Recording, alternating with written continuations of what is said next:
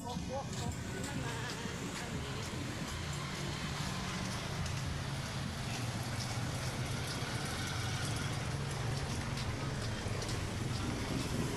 Yung body ko. Oh.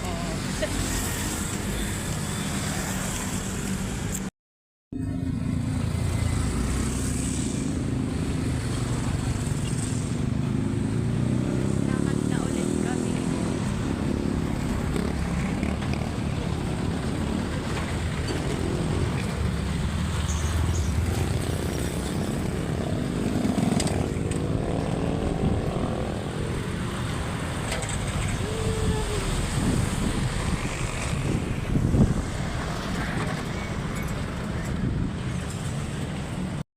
So yan na nga guys, nagpalit na siya ng rollerblade kasi dito sa area na to wala nang dumadaan ng mga sasakyan.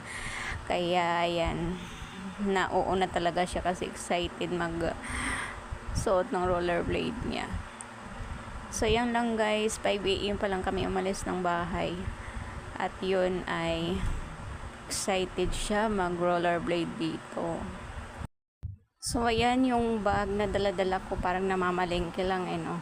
Diyan kasi nakalagay yung rollerblade niya nung galing kami ng bahay. Ayan, nag-enjoy lang maglakad kami. Kahit bit-bit.